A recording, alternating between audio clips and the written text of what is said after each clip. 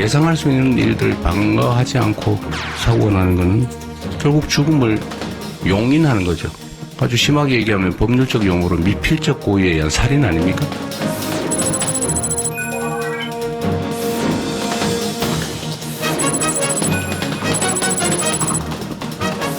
사업장 규모별로 봤을 때도 재해자 수가 여전히 늘고 있고 사망자 수는 변함이 없습니다.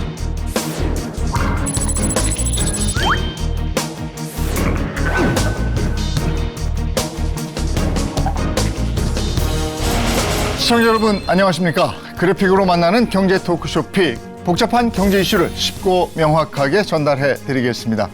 모두 안전하게 퇴근하셨습니까? 우리나라에선 매일 6명이 일터에서 돌아오지 못하고 있습니다. 경제 규모는 상위권이지만 노동 현장의 안전 수준은 여전히 후진국이라는 오명을 벗지 못하고 있습니다. 산재 예방을 위한 제도는 꾸준히 마련되고 있는데 왜 현장에선 똑같은 비극이 반복되고 있는 걸까? 그 실태와 근본적인 대책에 대해서 관련한 궁금증들을 낱낱이 분석해 드리겠습니다. 경제 토크쇼 픽 시작합니다.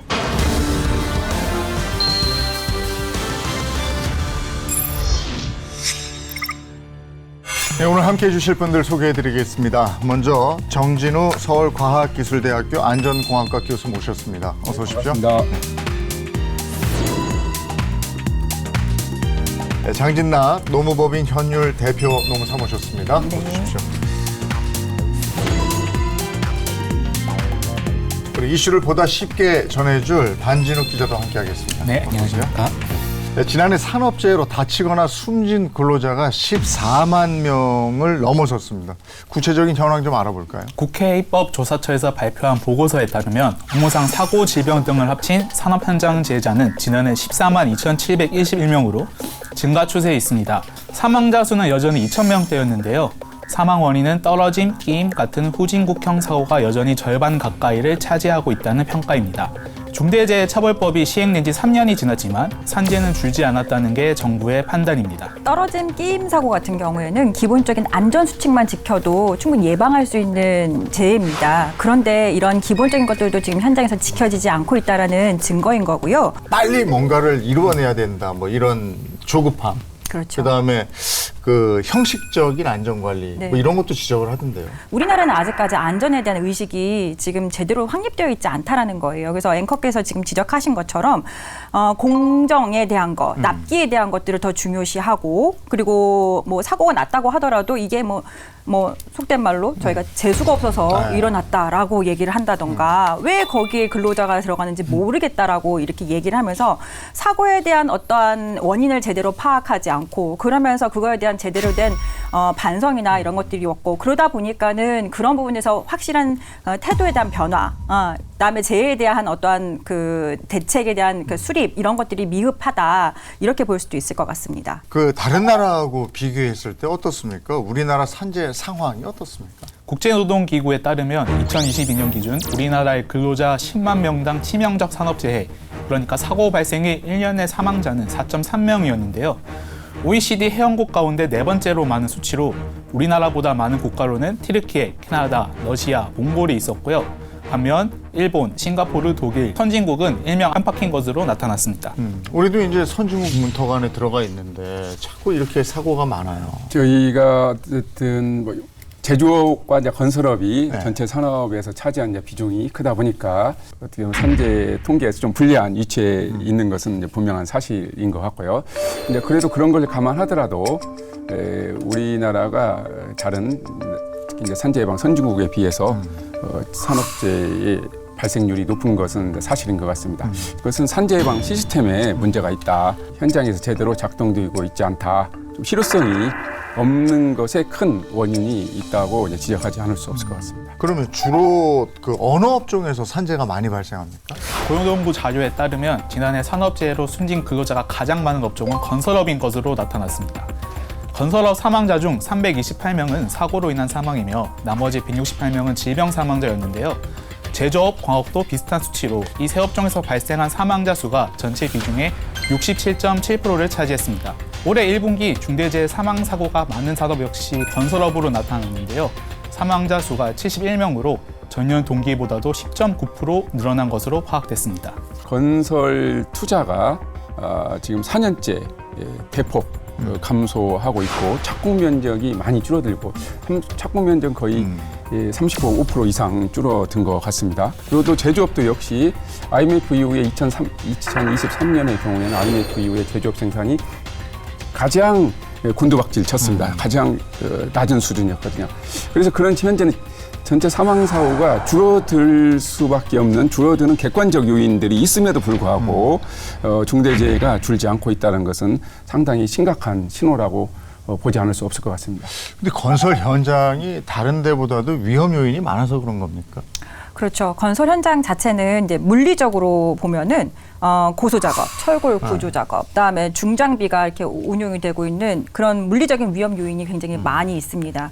그다음에 여러 공정들이 한꺼번에 진행이 돼야 되는 특성이 있기 때문에 여러 회사의 여러 근로자들이 한꺼번에 또 작업을 해야 되는 문제도 있습니다. 또 기후적인 영향들이 굉장히 많이 영향을 받는 그런 업종이 있기 때문에 산업재해에 굉장히 취약한 업종에 해당이 됩니다. 또 하나 지금 최근에 이제 건설 현장에는 고령 근로자들이 굉장히 다수 이제는 투입이 되면서 이런 위험 요인들이 더 커지고 있는 실정에 있습니다. 건설 현장을 보면 대부분 하도급 업체들이 그 위험한 작업을 한다 이렇게 들었는데요. 네. 하도급으로 갈수록 굉장히 위험 요인도 많고 실제로 산재 입는 확률도 높다고 얘기를 하는데 그러면 직영으로 가면 이런 게 없어지겠습니까? 건설은 현재 지금 원청이 직접 공사하는 경우는 거의 없고요. 네. 대부분 다 하청업체가 하는 건데 그런데 이 하청업체가 이 재율이 높다, 산재 발생률이 높다라고 이렇게 단정지어서 말하기는 좀 어렵습니다. 왜냐하면 어떤 작업을 하냐에 따라 다릅니다. 그러니까 하청업체가 위험한 작업을 직영보다 위험한 작업을 하게 되면 당연히 산재 발생률이 높을 것이고 또 하청업체가 단순 작업, 예를 들면 경비라든지 뭐 청소라든지 식당 그쪽을 도급받아서 하게 된다고 하면은 산재 발생률이 직영보다 낮을 것이고 그래서 그것은 원청이냐 하청이냐의 문제라기보다는 얼마나 위험한 작업을 누가 맡고 있느냐에 많이 달려 있다라고 볼 수가 있습니다. 교수님께서 말씀하신 것처럼 단정할 수는 없습니다. 하지만 일반적으로 쉬운 다음에 조금 기술이 많이 들어가야 되는 이런 업들 같은 경우에는 그런 것들은 이제 원청에서 소화할 수가 있는 것이고 전문적인 기술이라든지 어렵거나 그다음에 조금 까다로운 작업 같은 경우는 하청에다가 외주를 주는 경우가 많은데요. 구조적으로 외주가 간다라고 한다면은 기본 관리비 이윤 자체가 전체 공사 금액에서 빠지게 되는 구조에 있으니까 하청으로 내려가면 내려갈수록 구조적으로 예산이 줄어들 수밖에 없는 것입니다. 이런 예산들이 당연히 안전 관리에 대한 예산이 줄어드는 결과를 낳아질 수밖에 없는 거고 하청을 거치면서 인력 자체도 부족한 상황이 되는 거니까 안전보건관리 체계 자체가 부실해질 수밖에 없습니다. 그래서 하청회사에서 하청으로 내려가면 내려갈수록 사고가 많다라는 그런 얘기들이 나올 수 있는 것입니다. 이번에는 저희 제작진이 산재 피해 유가족을 만나봤습니다. 영상 보시겠습니다. 작업화 하나 하고 작업화 신발 뭐 있잖아요. 큰 신발하고 드라이브를 내한테 주더라고. 그 직원이 뭐 주는데 참 우리 아들이 이렇게 이 작업화를 신고 일하다가 몸이 망가져가지고 갔다 생각하니까 나는 이해가 안 가요. 아니 그래도 대기업 코레일에서 사람이 죽는다는 건 나는 이해를 못했어요 진짜로. 그렇게 위험한 줄은 사실은 몰랐어요. 그게 제일 지금 우리가 가슴 아픈 게 왜 그리 위험한 일을 하고 있는 걸 부모가 우리들이 몰랐느냐 이런 죄책감에서 이제 막 굉장히 힘든 거 지금도 힘들고 이제 의욕이 넘쳐가지고 젊은 친구들이 의욕이 넘쳐가지고 일을 하다 사고를 당했다 이런 식으로 이야기하는 거예요. 근데 그 부분은 논란이 돼서 이미 보도가 됐잖아요. 맞아요. 네, 됐죠. 예. 이제 항철이가 이제 부분적으로 조사 결과를 저희한테 이제 그 석현이 관련된 부분만 알려줬는데 거기를 보면 주요 논지가 왜 작업자가 먼저 그 위험을 인지하고 문선으로 알려주지 않았냐 로컬 관제에. 그러니까 작업자가 작업을 하다가 위험한 거를 순간적으로 기지를 이용해서 알려줬어야 됐다 이런 논지고 저희는 그게 왜 시스템적으로 애초부터 그 차상 작업이 모터카가 작업 반경이 넓어서 넘어갈 수 있으면 인접선 차단을 해서 애초부터 그게 시스템적으로 방지가 되어야 되는데 그 새벽 2시에 그런 막 작업도 하면서 어떻게 작업자가 순간적으로 작업도 하면서 그 위험한 상황을 인지해서 알려줘야 되는 그 책임이 애초부터 있게 그 조항을 만든 것 자체가 이해가 이제 가지 않는 상황. 그런데 특히 코레일은 오히려 공기업이 지금 사각지대에 있잖아요. 왜냐하면 국토교통부 같은 산하 조직이 그러니까 1차적으로 조사해서 그 조사가 제일 중요하다 보니까 그 조사를 바탕으로 또 뭐 형사 결과 내용, 민사 결과 내용 이 재판들이 다 이뤄지다 보니까는 오히려 사각지대에 있더라고요. 그 장례 절차나 발인이 끝나면 180도 태도가 바뀌어가지고 우리는 아무 잘못 없고 또 항처리도 그런 식으로 조사 결론을 내고 그렇게 해서 뭐 항상 그러니까 묻히듯이 끝나니까 저희는 2022년도에 사실 그런 많은 사망 사고가 있었는지 일반인들 저희는 알지도 못했어요. 석현이가 코레일 다니는데도. 그러니까 조용히 묻히는 게 너무 억울하고 계속 이게 반복된다고 생각하니까 이번에서는 공기업부터 바로 세워가지고 이런 산재가 억울하게 죽는 젊은이들이 공기업부터 없어져야 사기업이 이제 뒤따라 간다고 생각하거든요. 이제 단지 우리가 원하는 거는 자꾸 아들이 잘못해가지고 죽지 않느냐 그런 식으로 밀어붙이니까 우리는 아들 매일 회복해주고 싶어가지고 아버지로서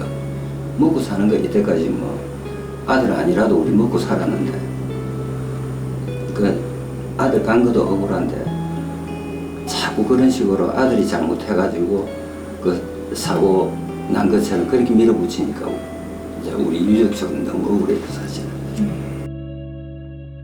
저희 제작진이 코레일 측의 입장도 한번 들어보고자 했는데 아직 그 답변을 듣지 못했다는 점도 아울러 말씀드리겠습니다.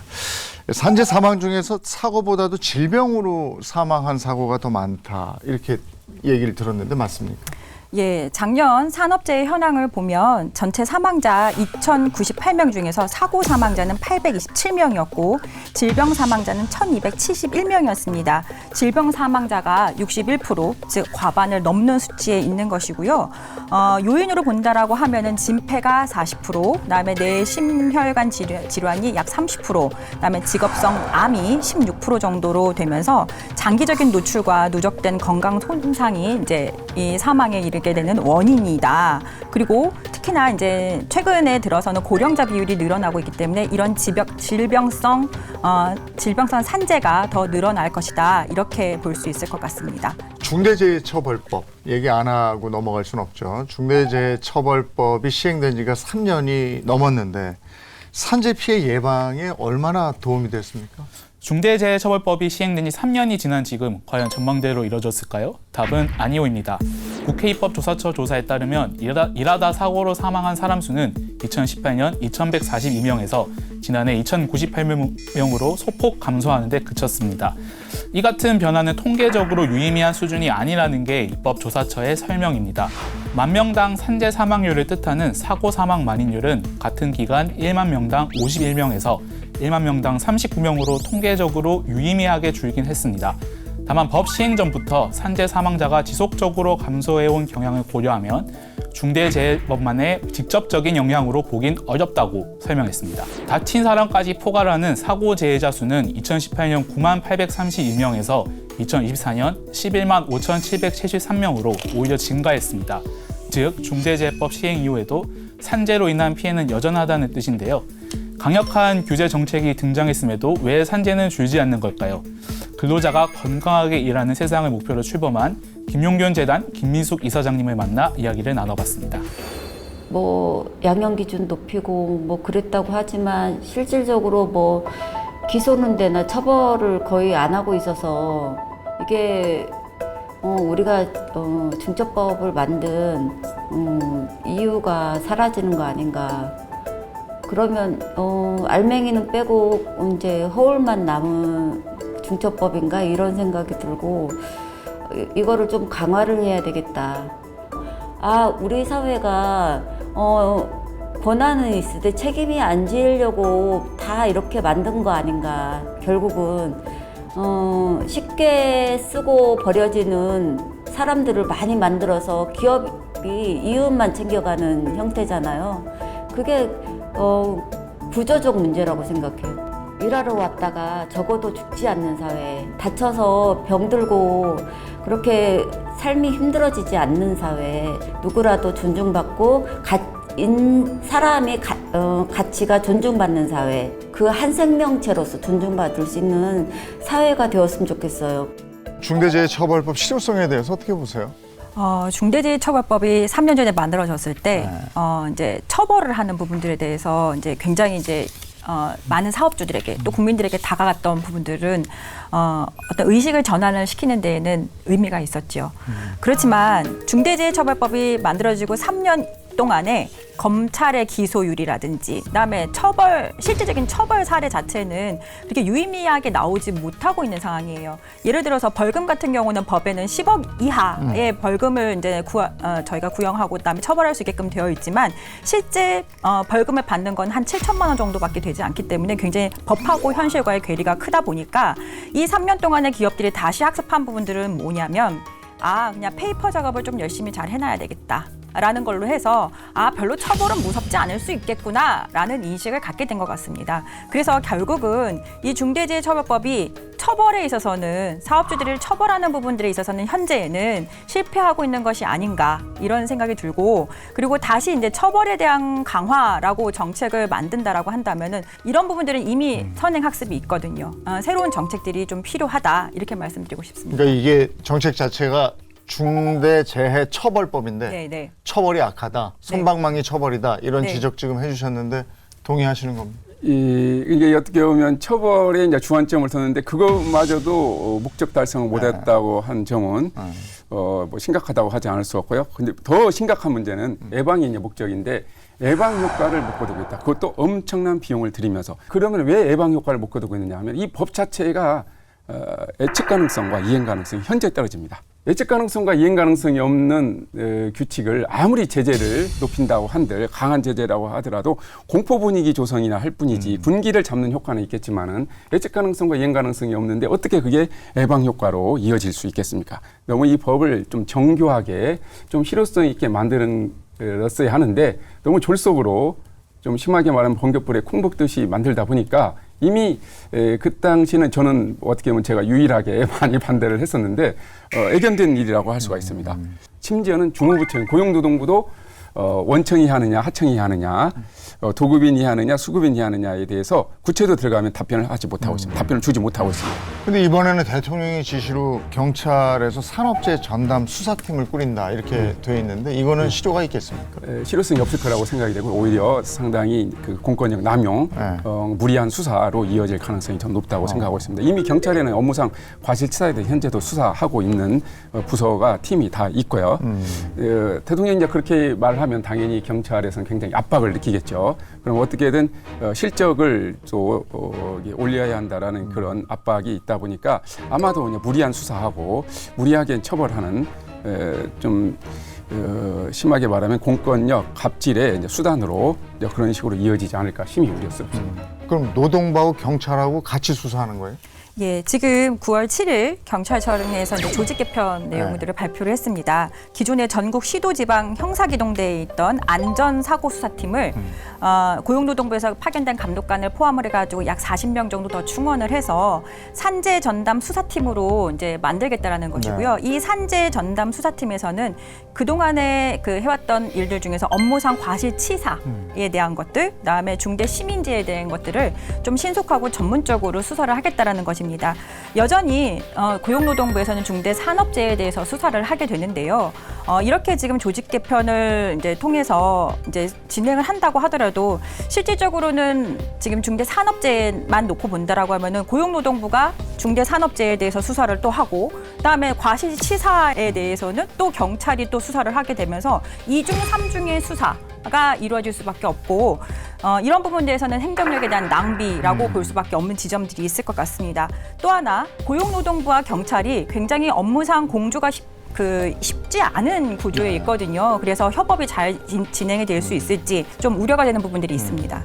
그러면 중대재해처벌법이 제대로 작동이 되려면 그러면 어떻게 해야 되는 겁니까? 지금 현재는 가장 큰 문제가 산업안전보건법하고 중복하고 충돌되기까지 한다는 겁니다. 그러다 보니까 기업 입장에서는 어느 장단에 맞춰서 춤을 취하느냐. 아까 말씀드린 누가 무엇을 어떻게 할지를 알 수가 없어요. 법 규정 자체를 대대적으로 정비하지 않으면 아무리 처벌을 강화한더라도 백약이 무효라고 할 수가 있겠습니다. 중대재해처벌법이 만들어지고 나서 처음에 강력하게 실행이 된다고 했다가 그 다음에는 또 조금은 이건 자율적 예방 체계로 간다고 해가지고 완화하겠다고 했다가 지금은 또 다시 또 강화하겠다라는 형태로 지금 왔다 갔다 하고 있는 상황인 거거든요. 그래서 지금 계속해서 지적이 되어 오고 있는 법령의 모호성 이런 부분들은 반드시 법 개정을 통해 가지고 정비를 해야 되는 것이고요. 그거에 맞춰 가지고 좀 더 조금 현장에서 실효성 있는 정책들이 개발되는 것이 필요하다고 생각합니다. 금융당국도 나섰는데 중대재해 기업에 대해서는 대출 페널티 부과 방안을 마련 중이다 이랬어요. 이거는 실효가 있겠죠. 이것도 역시 실효성이 없을 거라고 생각합니다. 왜냐하면 이런 그것을 물론 외국에서 법제도로 이게 도입해서 하는 나라가 있지를 않습니다. 지금 현재 나오고 있는 막 부처에서 경쟁적으로 각종 제재의 거의 백화점을 전시장을 차리듯이 얘기를 하고 있는데 과연 선진국에서 그런 것들이 검증된 거, 좀 효과가 있다라고 평가받는 걸 중심으로 제재를 도입을 해야지 어느 나라에서도 도입되지 않은 어떻게 보면 좀 권위주의국가가 즐겨 쓰는 이제 그런 방법에 입각해서 그냥 무작정 거친 규제를 남발하게 되면은 효과가 없을 건데 왜 대출 규제가 효과가 거두기가 어렵냐면 산업재해라는 것은 다양한 요인에 의해서 발생합니다. 특히 건설업체 같은 경우도 아까 우리 노무사님께서 말씀하신 것처럼 거기에는 하청, 원청뿐만 아니라 하청도 관여하고 있고요. 그다음에 발주자도 또 많은 역할을 하고 있습니다. 또 어떤 경우는 중장비 같은 경우는 중장비 대여업체 또는 제조업체들도 산업재해 원인을 제공할 수가 있는 거거든요. 그런데 단지 산재 발생 결과만을 보고 제재를 한다라고 하면은 일단은 우리가 헌법에서 우리 강조하는 책임주의 원칙이라든지 자기 책임의 원칙에 반할 수가 있습니다. 책임의 유무라든지 책임의 정도에 비례해서 그에 부합하게 제재를 해야지 단지 중대재해가 발생한 것만으로 해서는 안 된다는 거죠. 기업들이 돈에 예민하기 때문에 그 부분을 지금 일부러 건드린 거잖아요. 네. 지금 저희가 그 중대재해가 이제 일어난 원인에 따라 가지고 살펴볼 필요는 분명히 있을 것 같습니다. 하지만 지금 최근에 발생하고 있는 뭐 큰 건설사들에서 뭐 지금 추락이라든지 뭐 여러 가지 끼임이라든지 이런 후진적인 사고에 대해서는 원청의 책임이 큰 거거든요. 지금 기업의 사회적 책임을 강조하고 있는 ESG 이런 흐름들이 있습니다. 그래서 이런 부분들에 감안을 한다라고 하면은 투자라든지 대출이라든지 이런 부분들에서는 조금은 고려해 볼 수 있는 정책이 되지 않을까. 왜냐하면 우리나라에서 예방적인 안전보험 관리 체계를 만들자라는 얘기들은 오래전부터 있어 왔고 중처법이 만들어질 때에도 분명히 그런 부분들에선 얘기가 있었단 말이죠. 그런데 우리나라가 참 변화되지 않는 부분들이 있습니다. 이렇게까지 변화되지 않는 부분들이 있는 것이 도대체 더도 무엇인지는 너무도 고민스럽지만 여러 가지 정책들을 한번 취해보는 것이 좋지 않을까. 다른 나라에서 하지 않은 정책들도 한 번은 실험을 해보는 것이 현재 상황에서는 이제 큰 이제 산재에 대한 이슈들을 해결하기 위해서는 필요한 때가 아닌가 이렇게 생각해봤습니다. 저는 약간 다른 생각을 하고 있는데요.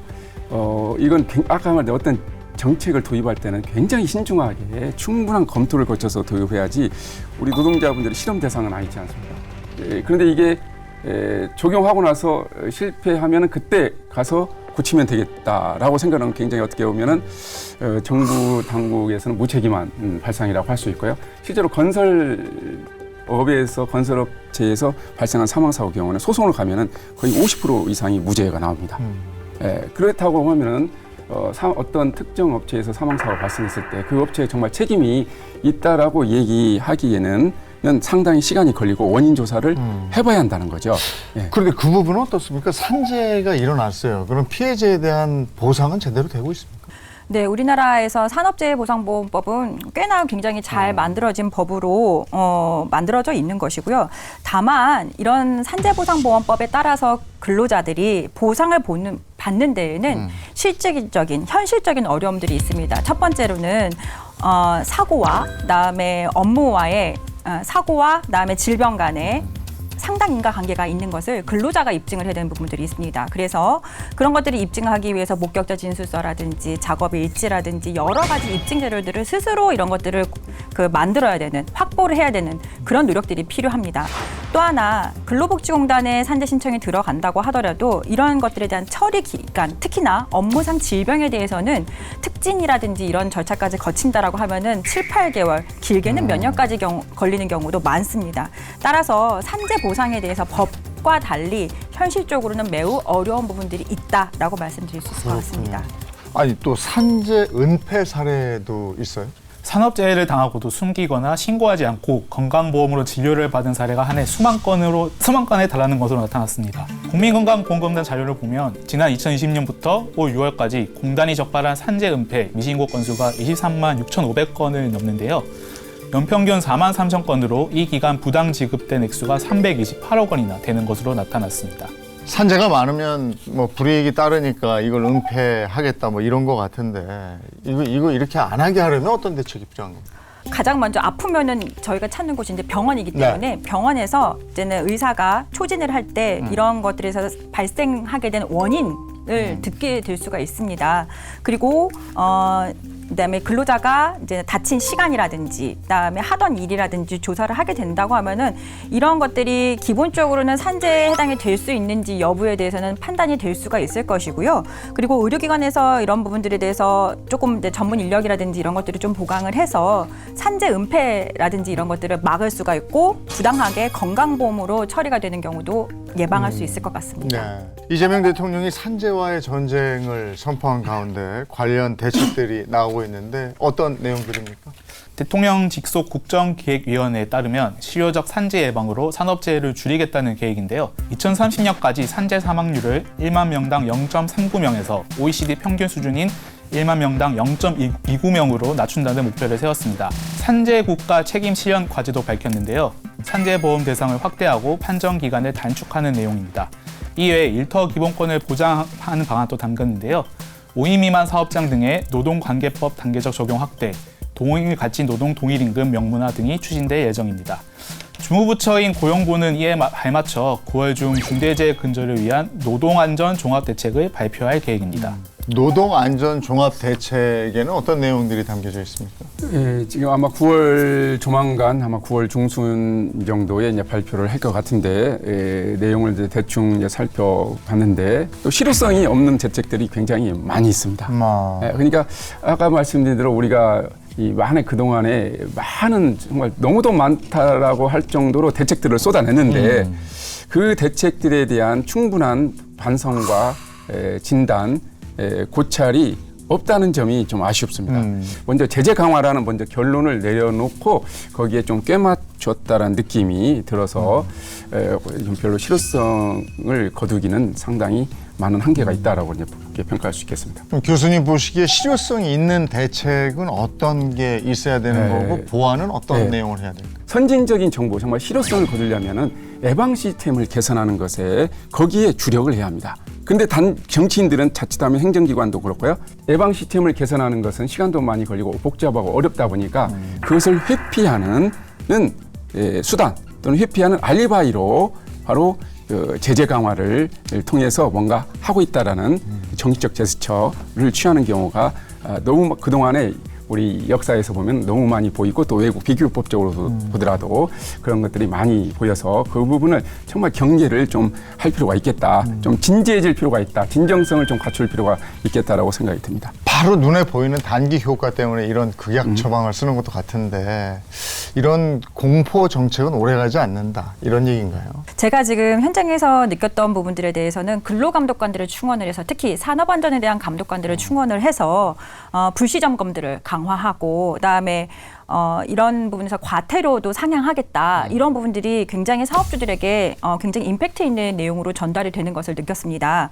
그리고 지금 교수님 말씀하신 것처럼 제재로 만약에 이런 것들이 강화만 된다라고 한다면은 언젠간 또 이것도 한계에 부닥칠 수밖에 없을 것이고요. 불시 점검뿐만이 아니라 가서 산업재해 예방, 그다음에 산업 안전에 대해서 예방하는 활동도 같이 병행되는 것이 필요하지 않을까 생각해봤습니다. 그럼 해외 사례에서 우리가 참고할 만한 거는 뭐가 있겠습니까? 네, 많이 있죠. 뭐 우리가 통상적으로 선진국이라고 하는 나라들이 다 산재 예방 선진국이라고 할 수 있는데요.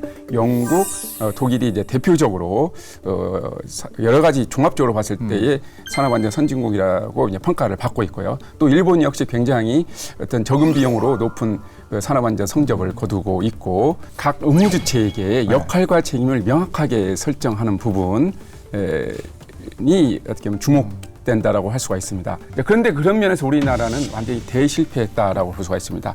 모든 것을 다 원청 도급인에게 도급인이 상대적으로 크다라고 해서 원청에게 모든 의무를 부과를 하고 있거나 심지어는 고용노동부 해석에 의하면은 하청과 동일한 의무가 있다라고 이렇게 중첩적인 의무가 있다라고 해석을 하고 있습니다. 중첩적인 의무, 동일한 의무를 이행을 할 수가 있겠습니까? 이건 이행 가능성, 기대 가능성이 전혀 없습니다. 그 다음에 또 하나가 행정기관의 전문성을 늘릴 필요가 있습니다. 지금 현재 양적으로 보면 우리나라가 지금 미국의 근로자 만 명당 8.5배가 많습니다. 행정인원이. 일본의 5배가 많습니다. 관할법위가 매우 넓은 영국보다도 많습니다. 지금 결코 우리가 지금 현재 행정인원이나 행정 예산이 적은 게 아닙니다. 지나치게 비대할 정도로 많다는 겁니다.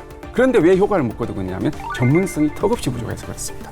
선진국의 우리 산업안전행정의 전문성을 대학생이라고 비교하면 우리나라는 초등학생 수준에 불과합니다. 그러니까 산재 예방을 위해서 우리가 그동안 돈도 많이 쓰고 인력도 많이 투입을 했는데 이렇게 효과가 없는 그야말로 고비용 저효과가 나타나고 있다. 여기에 대한 이제 지적 어떻게 해야 된다 말씀을 해주신 거고 산재 예방과 관련해서 강조하고 싶은 말씀이 있으면 마무리하면서 한 말씀씩 들어봤으면 좋겠네요. 우리나라에서 가장 어떻게 보면 미덕일 수도 있고 그다음에 우리나라를 이만큼 가져온 게 빨리빨리라는 거지 않겠습니까? 근데 이런 빨리빨리에 대한 국민성이 결국은 안전에 있어서는 지금 현재 이런 성적표를 가지고 오지 않았나라는 생각도 해봅니다. 천천히 집중해서 그리고 이런 부분들에서 사람이 제일 먼저 우선이라는 생각을 1번으로 가지고 이런 산재 예방에 사업주, 근로자, 기관, 그다음에 뭐 국가도, 그다음에 국회도 같이 한 마음으로 움직였으면 좋겠습니다. 최선의 형사 정책은 사회 정책이라는 말이 있습니다. 우리 산업안전 분야에서도 최선의 형사 정책은 산재 예방 정책입니다. 노벨 경제학상을 받은 밀턴 프리드만이 이런 말을 했습니다. 어떤 정책을 평가할 때 의도와 취지만 가지고 평가하는 것은 가장 어리석다라는 말이 있습니다. 그리고 또 지옥으로 가는 길은 선의로 무장되어 있다고 포장되어 있다고 하지 않습니까? 그런 점에서 의도, 취지만 가지고 미사여구를 들여서 하시면 안 되고 정말 내용의 정교성, 실효성의 중요성을 아무리 강조해도 지나치지 않기 때문에 그 점에서 충분한 정말 진정성과 전문성을 발휘해 주시기를 기대하지 마지 않습니다. 네.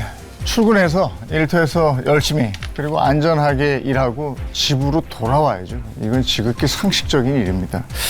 부디 같은 비극이 반복되지 않도록 빈틈없는 사회 안전망이 만들어졌으면 좋겠습니다. 경제 토크쇼 픽 오늘 여기까지 하겠습니다. 고맙습니다. 수고했습니다. 감사합니다.